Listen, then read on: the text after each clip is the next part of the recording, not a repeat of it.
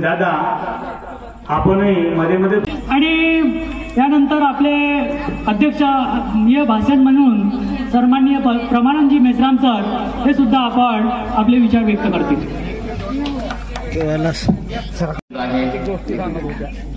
अनेक लोक म्हणतात एकच बोला, तुझा नातू म्हणतोय 5 मिनिटं बोला। आजी नाही म्हणलं 5 बौद्ध महासंघ समिती मौदुराच्या वतीनं 69वा धम्मचक्र प्रवर्तन दिनाचा आजचा कार्यक्रम आयोजित केला गेला। त्या धम्मचक्र प्रवर्तन दिनाच्या कार्यक्रमाचे उद्घाटक मान्यवर रणजितजी कोल्हटकर साहेब, आमचे ज्येष्ठ बंधू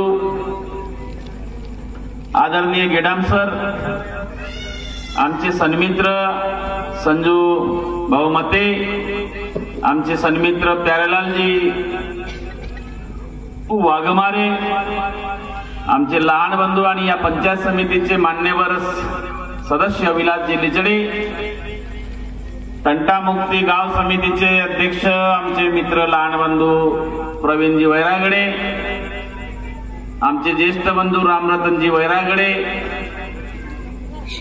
गुरु लिचडे, या गावचे सन्माननीय पोलीस पाटील गुरुदेव लिचडे, वैरागडे,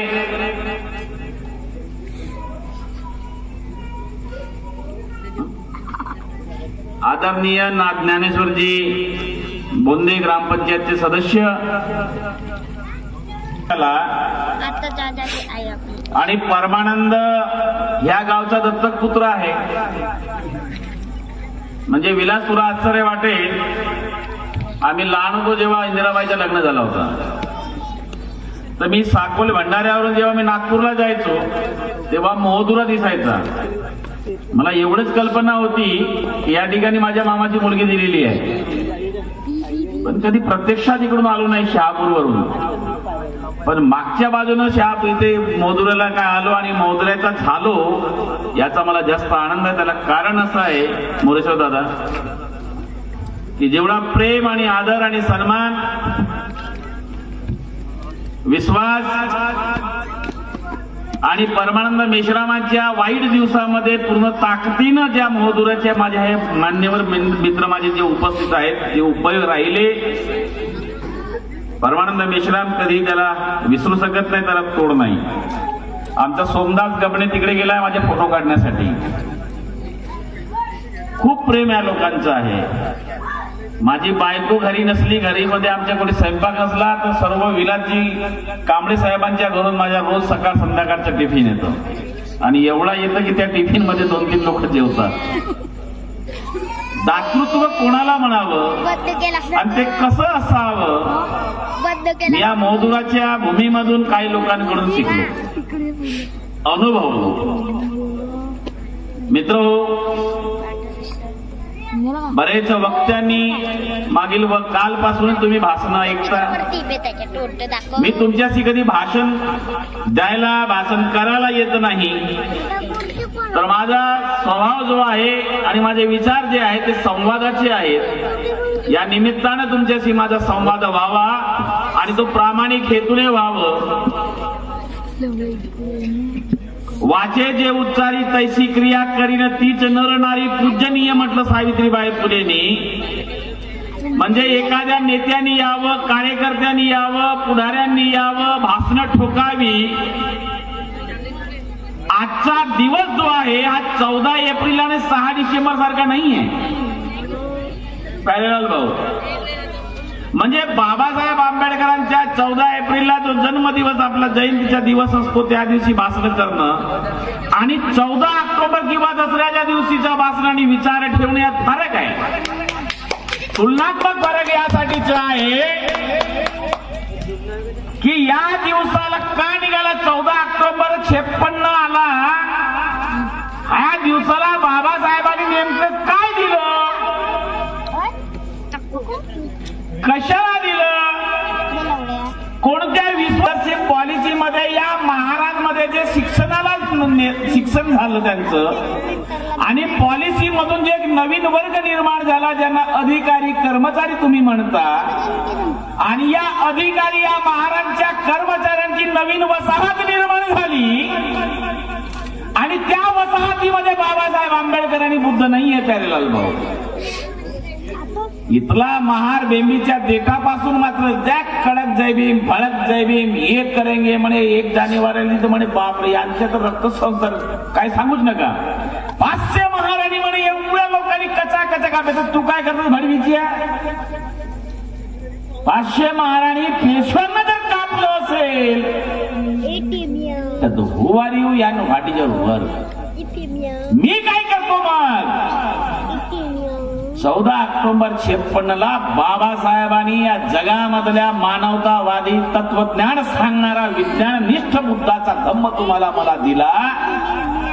तो यासाठी दिला नाही की दसऱ्याला आणि 14 ऑक्टोबरला तुम्ही पूजा करावी आणि भाषण ठोकावं आणि कार्यक्रम करावी, तर तो यासाठी दिला की जगामध्ये देशामध्ये जातीय व्यवस्थेनं तुम्हाला लाटाळलं तुडवलं सळवलं नाचवलं आणि या जातीय व्यवस्थेमध्ये तुम्हाला माणूस पण ज्यानं नाकारलं गेलं होतं त्या व्यवस्थेला डावलून व्यवस्थेला मारून बुद्धाचा मानवतावादी धम्म दिला जो बुद्ध म्हणतो तदीप भव. आमच्या उद्घाटक महोदयांनी सांगितलं की ज्यांनी बुद्ध ज्या ज्या देशांनी स्वीकारलेला आहे ते श्रीमंत झाले. अमेरिका कुठला बुद्ध स्वीकारलेला अमेरिकेनं.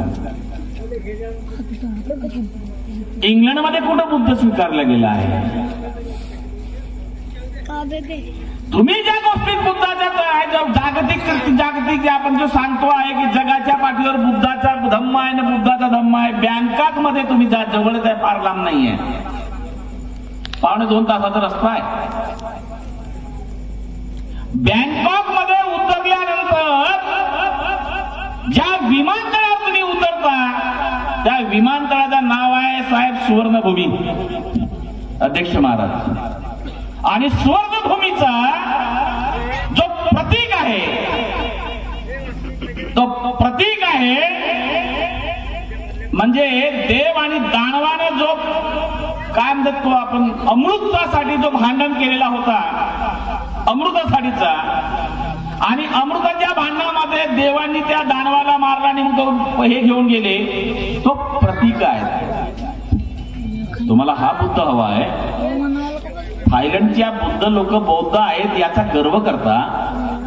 विदेशातले लोक बौद्धात अरे तुमच्याकडे इथे असणारे हे काय तुमचे ते चीनी लोक काय म्हणतात तुम्ही तर तिबेटी लोक त्याला तुम्ही बुद्ध म्हणता. हे बुद्धिस्ट आहेत. आजही तिबेटीमध्ये जा. आजही तिबेटचे लोक देशामध्ये आहेत. त्यांच्या विहारामध्ये जा. बुद्धाच्या बाजूला 50 देव असतात. त्यांच्या बाजूला 50 देव आहेत. मग हा बुद्ध तुम्हाला अपेक्षित आहे.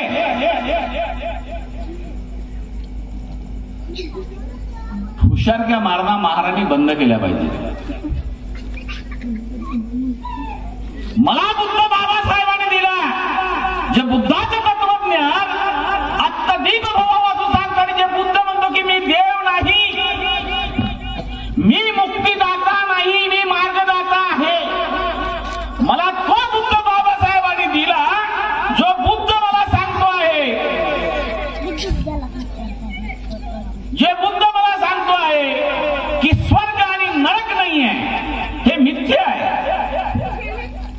जन्म हे नैसर्गिक प्रक्रिया जरी असली मृत्यू अंतिम सत्य आहे. मला हा बुद्ध सांगतो. पुनर्जन्माची संकल्पना बुद्धाने नाकारली बुद्धांनी. बुद्धांनी हे कधी सांगितलं नाही. मी मागच्या भाषणामध्ये कदाचित सांगितलं असेल. तुम्हाला एक कंटाळा येईल की हा तेच सांगताय. बुद्धाने सांगितलं की मी मुक्तीदाता नाहीये, मी मार्गदाता आहे. पण तरीही बुद्ध त्यापुढे जातात. विलास लवकर निघतो का पक्का ना पाय बरं.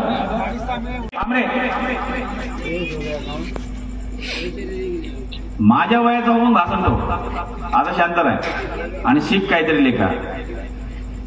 शतेषु जयते शूरः सहस्रेषु च पंडितः वक्ता दश सहस्रेषु दाता वानावा. एक पोट्याहो लक्षात घ्या, 100मध्ये एक शूर तयार होतो. शतेषु जयते शूर आणि सहस्रेषु च पंडितः, 1000मध्ये एक पंडित तयार होतो, 10,000मध्ये एक वक्ता तयार होतो. वक्ता दश सहस्रेषु. मित्र हो, बुद्धानी कधी सांगितलं नाही की माझी पूजा कर. आम्ही काय करतो, मगाशी भंते आले होते इंदिराबाई, आम्ही बसलो 2 भंते. अत्यंत चिडे त्यांना बघितलं ना, तोंडात खर्रा, वाणीत शिव्या. काय रे, तू तर आम्हाला काय जेवायला बोलावलंच नाही ना, मटणा पिठं चकरीच्या खाऊ घालताय. अंगावर चिवर आहे.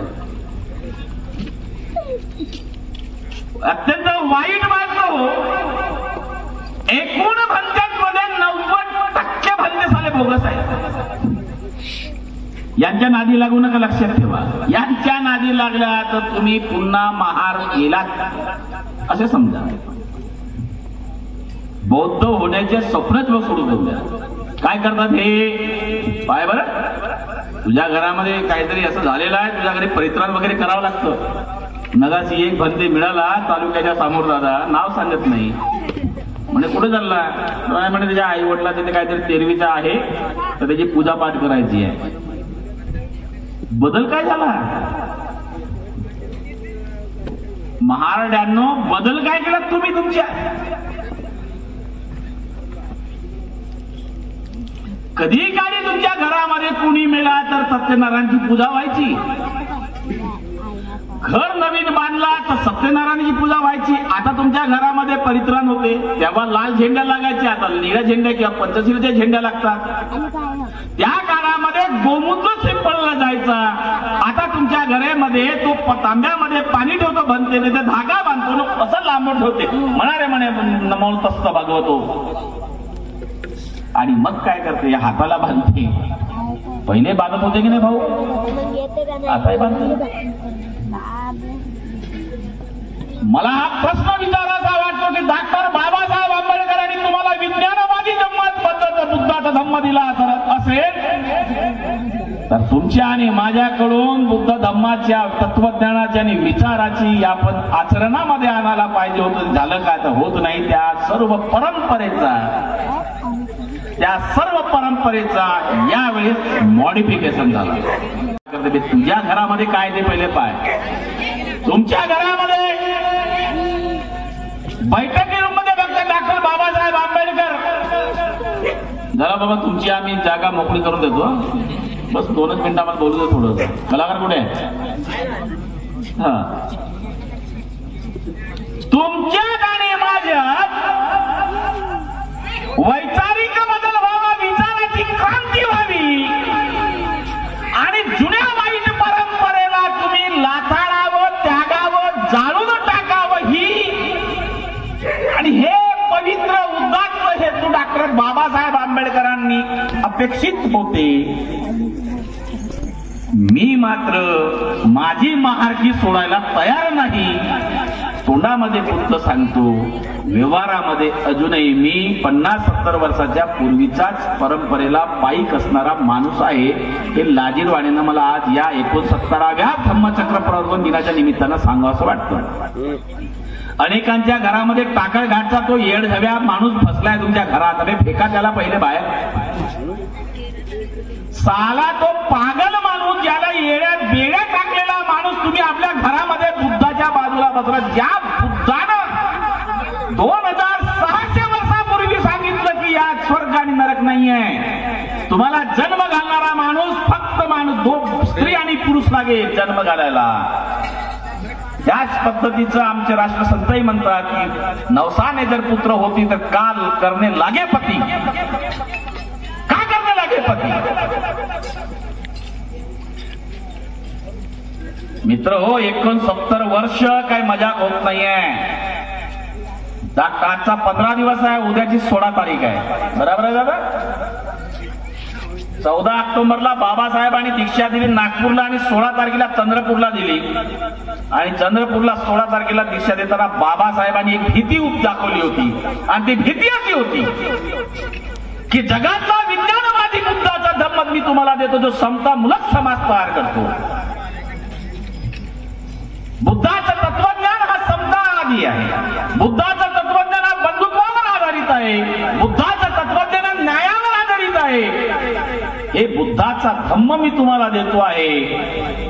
परंतु जगाच्या माणसाने हे कधी म्हणू नये या देशातल्या महाराणी बुद्धाचा धर्म नासवला. जर तुमच्यामध्ये खऱ्या अर्थानं जर डॉक्टर बाबासाहेब आंबेडकरांचं रक्त असेल आणि स्वभावामध्ये बाबासाहेब आंबेडकरांच्या तत्वज्ञानाची झालं असेल तर छातीवर हात ठेवून सांगावं इथल्या महाराजांनी की मी बुद्ध आहे, मी बुद्धिस्ट आहे. नाही तर तुमच्या आणि माझ्यातला दोघला पण जगण्यामधला या येणाऱ्या पुढे हे का ओरडतात, का करतात असे? कारण आम्ही त्यांना बुद्ध सांगितलंच नाहीये. त्यांना फक्त बाबासाहेब आणि बुद्ध समोर दिसतो, त्याचे मायबाप आतमध्ये जाऊन कसली तरी घंटी हलवून ती पूजा करत बसले दिसतात. तर मायबापाचा आणि आजी आजोबांचा हा दोघलेपणा जर आमची ही येणारी पिढी जर बघत असेल तर त्यांनी नेमकं तुम्हाला कोणतं स्वीकारावं? त्याच्यासमोर पहिल्यांदा तुम्ही दोघले आहात, दोघले विचाराचा माणसं आहात हे तुम्ही त्यांना प्रतिबिंब केलेलं आहात. सुदैवानं मी परमानंद मेश्राम मी मात्र यामध्ये विजय प्राप्त केला आहे. माझ्या तिन्ही लेकरांना माझ्याही पेक्षा जास्त नास्तिक आहे. त्यांना वाटतं त्यांना खऱ्या अर्थानं बुद्ध माहिती आहे, त्यांना खऱ्या अर्थानं डॉक्टर बाबासाहेब आंबेडकरांचे तत्वज्ञान आम्ही आत्मसात केलेलं आहे. याचा मला गर्व आहे. हा गाव माझा आहे, मी तुमचा आहे आणि मला माहिती आहे माझी कुवत आणि माझा आवाका. मग असे दादा असे म्हणाले की दादा तुम्ही भंडारा मधामध्ये सोडू नका, पण कोणी मला सोडायसाठी दादा जी बिल्डिंग भंडाऱ्यामध्ये तुमच्या लोकांनी लावलेली आहे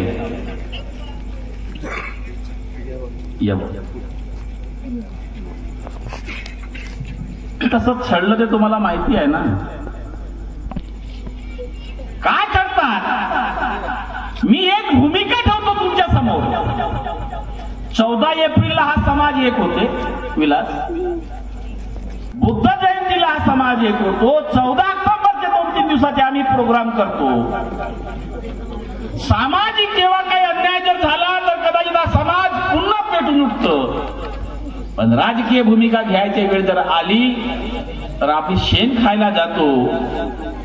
हे जेव्हा मी समाजामध्ये सांगतो आहे, प्यारेलाल बसलेला आहे, मित्र आहे माझा, पण मी काँग्रेस विरोधी आहे आणि तेवढाच भाजपा विरोधी आहे. या काँग्रेसवाल्यांनी आमचा सत्यानाश करून टाकला. भीती दाखवतात. नाही विलास तू ताड्या नको मारू, म्हणजे मी तुझा जास्त समर्थक आहे असला भाग नाहीये. तुझ्याही पक्षानं आमची तर वाटच लावली आमच्या तत्वज्ञानाची. परंतु आमच्या समाजाला ज्या पद्धतीनं आज आधार लागला आणि मी माझं राजकीय अस्तित्व संपवायला लागलेलो आहे. मी कोण, माझी नेमकी राजकीय आयडेंटिटी काय आहे? आता भीती दाखवली जाते, कायम भीती दाखवली जाते. हे जर लोक येतील तर असा होईल ते अभ्या आमचा जन्मच सगळ्या करण्यामध्ये गेलेला आहे. आमच्या आज्याचा गेला, बापाचा गेला, माझा झाला, माझ्या पोराचा जाणार आहे. झगडं भांडण केल्याशिवाय आम्हाला काही मिळत नाही, हा इतिहास आहे. भाजपावाले जर आम्हाला काही करत असतील तर यांच्या छातीवर लाथ मारून यांच्या छात्यात चिरून आम्हाला आमचे हक्क आणि अधिकार मिळवता येतील. पण ज्या काँग्रेसवाल्यांनी आतापर्यंत आम्हाला आजपर्यंत लुटलं, लुबाडलं, पंगू केलं आणि त्यामुळे आंबेडकरी विचाराचे कोणत्याही पक्षावर आज आमची भीती यांची राहिली नाही. तर हा माझा राजकीय भूमिका आम्ही कधी करणार आहोत. मी कोणत्या पक्षाची वकिली करणार आलं नाहीये. या विचारपीठावरून काही मी तुम्हाला राजकीय भाषणही ठोकत नाहीये. पण मी कधी बोलू माझी वेदना आणि माझे हे जे काही दुःख आहे मी कोणाजवळ सांगू? मी माझ्या येणाऱ्या पिढीकडे, येणारी हे जे माझी लहान लहान लेकरं आहेत, यांच्याकडे माझी राजकीय भूमिका काय देऊ, काय राहील त्यांच्या हातामध्ये. जेव्हा जेव्हा या समाजावरती, या मी जातीवर जात नाही, प्यारेलाल भाऊ पुस्तक दाखवल्या तुम्ही लोकसभेमध्ये, अशी 1.5 फूटची पुस्तक, घटनेची पुस्तक एवढी मोठी आहे आणि हे असे पुस्तक दाखवतात म्हणे खतरे में है. वर्गवारी जेव्हा झाली तेव्हा तुम्ही कुठे गेला होता? आमच्या अस्तित्वावर आणि आमच्या अस्मितेवर ज्या सुप्रीम कोर्टाच्या माध्यमातून घाला घातला, तेव्हा इथली आमची मतं मागणारी वैचारी हे राजकीय पुढारी कुठे गेले होते? तुम्ही प्रश्न कधी विचारला त्या गोष्टीचा? आणि मी विचारतो, माझ्या समाजाचे दलाल लोक मला बदनाम करतात. जयराम दादा खरं आहे का? नाही आहे, पाय अशी भूमिका घेतात. काय करतात माहिती आहे तुम्हाला? आज मी तुमच्या समोर आज माझी व्यथा सांगतोय. मी एक चळवळीच्या माध्यमातून एक भूमिका घेत होतो भंडाऱ्यामध्ये की गैर काँग्रेसी, गैर भाजपाई, गैर हे बाकीचे लोक असतील, एक आंबेडकरी विचाराच्या नावानं एक व्यासपीठ एक तयार करा आणि एक भूमिका घ्या. दलालांना दुखलं, बदनामी या लेवलची चालली आहे. सर्वच लोक मला ओळखता, माझ्या परिवाराला तुम्ही सर्व ओळखता. परमानंद मेश्रामांनी एक पोरगी घरी आणली म्हणे आणि त्याची बायको घर सोडून पळाली. या लेवलचं आहे रामरतन भाऊ. 2 महिने झाले मी कोणत्या अवस्थेमध्ये जगतो आहे ते फक्त हा कांबळ्यांचा परिवार आहे, विलास भाऊचा, तो प्रवीण आहे, गुरु आहे, सोमदास आहे, नित्या आहे, यांना माहिती. जर या समाजाला जर हेच अपेक्षित असेल, पुन्हा लाचारीचे जीवन तुम्हाला लखलाभ, यानंतर तुम्ही या भूमीवर मला बोलवू नका, मला काय फरक पडत नाही. परंतु मी बेईमानी करतो आहे आणि बिंबीच्या देठापासून बाबासाहेब आंबेडकर इथून सांगतो आहे, अशा दोगल्या माणसाकडून आंबेडकरवाद ऐकायला मी मात्र माझी तकलादू बुद्धी नाही आहे. कारण मी लाचार नहीं है आणि मी बिकाऊ नहीं है. गुर्बत में भी किसी का कसी आली का नहीं, कीमत हमें भी मिल रही थी सोमदास, मगर हम बिके नहीं. और मैदान जंग में बहादुरी का तमगा उसी को दिया जाता है जो मैदान जंग में कभी लड़ते नहीं. समझे? जर या समाजाला हेच अपेक्षित असेल की फक्त आणि फक्त बाबासाहेब आंबेडकरांची बुद्धाचे कार्यक्रमाची 6 डिसेंबर असेल, 14 एप्रिल असेल, जे काही सामाजिक कार्यक्रम असतील आमच्या, ते कार्यक्रम करायचे, बँडवाजा करायचा, लाखो रुपये खर्च तुमच्या त्या असणाऱ्या काय ते डीजेवर लावायचं आहे, नित्याची डीजे नित्या फुकट देते, त्याच्यावर लावायचं आणि दांगडं करायचं, नाचायचं तिथे, गाणे लावायचे, भीम के लगते जिगर, आधे इधर आधे उधर, बायकोही नाचते, नवराही नाचते, पोट्टही नाचते, आजी नाचते ना, आजाही नाचते. समजलं?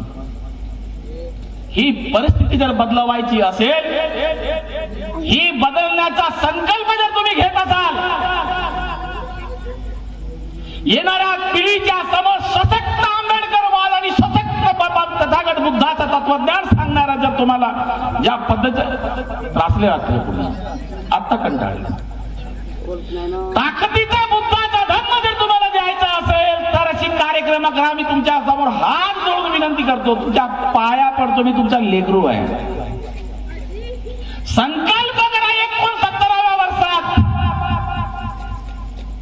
संकल्प करा की मी बुद्धाच्या तत्वज्ञानाने आंबेडकरी विचाराशी बैमान होणार नाही, गद्दार होणार नाही. मग राजकीय भूमिका असेल की समाजाची असेल. याही गावामध्ये कार्यक्रम, मी हा गाव सांगितला आधी की मला सर्व वेदना माहिती आहे तिथल्या. हा कार्यक्रम एका दोघा माणसांनी जर अपेक्षा केला तर मग त्याच्यावर जर सोडून द्या, तो करेल. इंदिराबाई, मी शेवटचं सांगतो आणि ठेवतो, ही जी आपल्याकडली जी वसाहतवादी आणि आपल्याला जे आता असतं ना, जाऊ दे यार मला काय लेणं देणं या प्रकरणाशी, जाऊ दे ना तो त्याचा बघत जाईल, ही जी आपली अलिप्तवादी जी भूमिका आहे समाजाने घेतलेली, ही तुमच्या येणाऱ्या नातवंडाला, तुमच्या नसणाऱ्या लेकरांना सत्यानाश करणारा, लक्षात घ्या. आज लिहून ठेवा तुम्ही आजच्या दिवसाला. परमानंद मिश्रांनी काय म्हटलं होतं, साल्या तुमची सत्यानाश झाल्याच्या राहणार नाही, लक्षात घ्या. जर्मनचा एक कवी म्हणतो की 5व्या घराला आग लागली होती तेव्हा मी गेलो नाही विजवायला, कारण तो माझ्या धर्माचा नव्हता. रामरतन भाऊ त्याच्यानंतरच्या घराला आग लागली तेव्हाही तो कवी गेला नाही, कारण तो तेव्हा त्या जातीचा नव्हता. 3ऱ्या घराला आग लागली तेव्हा तो गेला नाही, कारण तो त्याच्या विचाराचा नव्हता. त्याच्या घराजवळच्या घराला आग लागली शेजारी, तेव्हा तो गेला नाही, कारण त्याचे भांडण होते. आणि जेव्हा त्याच्या घराला आग लागली तेव्हा त्याच्या घर वाचवायला कोणी शिल्लक नव्हता. तुम्हाला आज ठरवायचं आहे, आज ठरवावं लागेल की या समाजामध्ये समदुःखी जो माणूस असेल, या गावात तेली समाज जास्त आहे, पण हे सर्व ब्राह्मणात लेखाचे. अबे तुम्ही क्षुद्र आहात, येड्या सांगता ना बरं, गर्व शिकवून हिंदू आहे, त्या हिंदू धर्मामध्ये रामरतन भाऊ तुम्ही क्षुद्र, तुमची गत फार वाईट आहे, अत्यंत वाईट. एकीकडे साला महाराज तोंड पाहिजे, पण तेल्याचं तोंड नाही पाहतो सकाळी सकाळी, दिवस खराब जातो. समजलं का? म्हणजे इथल्या बहुजनवादी लोकांना सांगतो आहे, मी कायम सांगतो आहे की हे बहुजन, अरे तुमचा महार हा माणूस शत्रू होऊ शकत नाही. मंडल आयोगाची लढाई इथल्या महाराने लढली, परमानंद मिश्राने लढली, जेलमध्ये गेला बंद्या. तेव्हा तुम्ही रस्त्यावर उतरून भारतीय जनता पार्टीच्या लोकांचा कमंडलची यात्रेमध्ये तुम्ही सर्व लोक होतात आणि फोगस आल्यावर आता मागतात, दे आम्हाले, कुठला दे? त्यावेळेस मी सिंग द्यायला तयार नव्हता, आठवते संजू भाऊ? खरं आहे का? व्हीपी सिंग आणि मंडल आयोग लागू केल्यानंतर 2 खासदार असणाऱ्या भारतीय जनता पार्टीने कमंडलची यात्रा काढली. ते दुर्दैवानं त्या कमंडलच्या यात्रेमध्ये मंडल आयोगाला विरोध करणारा बहुजन समाज होता, ओबीसी होता. जाणून घेतलं ओबीसींनी, मंडल आयोग नको. का नको? तर म्हणे हा साला महाराजांना आणखी आरक्षण पाहिजे. संजय भाऊ खरं आहे की नाही? मंडल आयोगामध्ये महाराजांचा संबंध नाही, पण बहुजनाला तो अध्यक्ष झाला पाहिजे, त्याच्या उन्नतीचा तो मार्ग आहे, हे माझ्या बापानं सांगून ठेवलं घटनेमध्ये, म्हणून हा समाज उतरला रस्त्यावर. झालं काय की जी व्यवस्था तुम्हाला नाकारतो आहे तुमचं अस्तित्व, तुम्ही त्या व्यवस्थेला जाऊन मिळालात आणि स्वतःचा सत्यानाश करून बसलात. जसं यांनी सत्यानाश करून बसलात तशी तुमच्या सत्यानाशाची सुरुवात झालेली आहे. समजले का गुटरीवाले जवाई? सत्यानाशाची सुरुवात झालेली आहे तुमची. आणि म्हणून या देशामध्ये सुप्रीम कोर्टाच्या सीजीआयला जुत्ता फेकून मारलं जातं, जुत्ता फेकून मारलं जातं. आणि तुम्ही आणि आम्ही शंडासारखे शांतत्यानं, याचा अर्थ तुम्हाला लक्षात येते का? मोर्चे काढा, तुम्ही आंदोलन करा, झाडफोड करा, काहीही होणार नाहीये. त्या व्यवस्थेनं तुम्हाला सांगून ठेवलं आहे की तुमची लायकी हरामखोर ही आहे. आणि तरी जर तुम्ही आणि मी जर जागृत होत नसू आणि येणाऱ्या संभाव्य धोक्यांना जर आपण ओळखत नसू, तर मी पुन्हा एकदा सांगेल की मुर्दा पडे है लफ्ज किताबों की कब्र में, मुर्दा पड़े हैं लफ्ज किताबों की कब्र में, और लाखों का ये समाज है जो बोलता नहीं।